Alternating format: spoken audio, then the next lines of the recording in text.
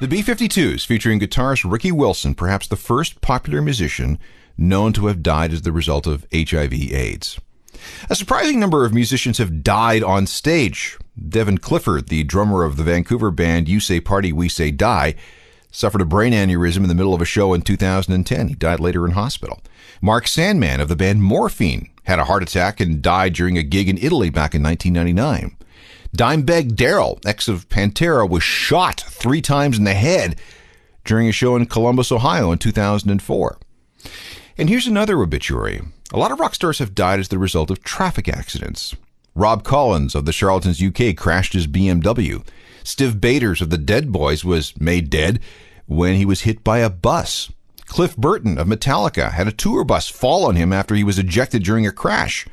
Brent Lyles from Social Distortion was hit by a truck when he was out cycling.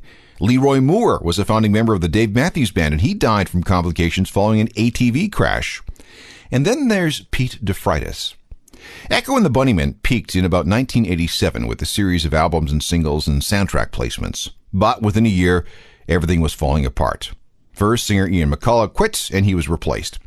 And then came the tragedy of drummer Pete DeFreitas. Pete had joined the band as a replacement for Echo, the group's drum machine. Okay, it was the era of punk rock. Why not have a band fronted by a drum machine? Pete had gone a little crazy in the middle 1980s, moving to New Orleans, where he got pretty deep into cocaine, LSD, and alcohol. And during that time, he totaled 2 cars and 2 motorcycles. He's also rumored to have been so wired that at one point he stayed awake for 18 straight days. When the money ran out, he went back to his mates in Liverpool asking for a second chance in the band. He was allowed back in, but only as a salaried employee. Given his excesses and his past history, they were wary about making him a full-fledged member of the band again. On June 14th, 1989, Pete decided to go for a spin on his Ducati motorcycle in Rugeley, England. He was going to make a quick run back to Liverpool. He was on the road known as the A51 in Staffordshire when an elderly woman pulled out into the road in front of him. He had no time to stop, and he slammed into the car. He was only 27.